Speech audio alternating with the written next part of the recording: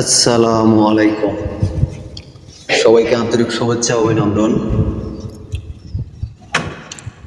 যারা দেশের জন্য প্রাণ দিয়েছেন সেই সকল শহীদের প্রতি শ্রদ্ধা ও আত্মার মাগফিরাত কামনা করি। আল্লাহ তাআলা সবাইকে জান্নাতুল ফিরদাউস নসিহত করুন, আমিন। আজ বুক ভরা আনন্দ আর বুক ভরা হাসি নিয়ে কিছু কথা বলতে চাই। আমি কখনো কল্পনা করতে পারিনি এত সুন্দর একটি স্বাধীন বাংলাদেশ ফিরে পাব তার স্বৈরাচারীর হাত থেকে। আজ সর্বসংখ্যক মানুষ স্বেচ্ছায় দেশকে সেবা প্রদান করতেছেন, নিজের স্বইচ্ছায় দেশের সেবায় নিয়োজিত। আজ মূর্তির পরিবর্তনে আল্লাহ তাআলার কালিমা স্থাপন করা হচ্ছে।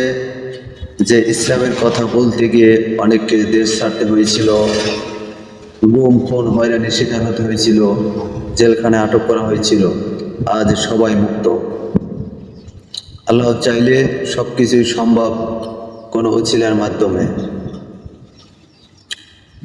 সকল আর্টিস্ট ও ভাই বোনেরা কত সুন্দর করে কারুকাজ আর্ট করে দিচ্ছেন দেয়ালের আশেপাশে, ফ্লাইওভারের সাথে। যা কোটি টাকার কাজ আজ মনের আনন্দে নিজের স্বইচ্ছায় করে দিচ্ছেন আমার প্রিয় ভাই বোনেরা। আজ আইন কানুন নিজ গতিতে এগিয়ে যাচ্ছে, কোনো বাধা বিভ্রান্তি ছাড়া।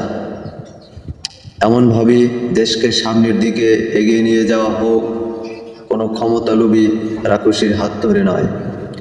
ধন্যবাদ সবাইকে।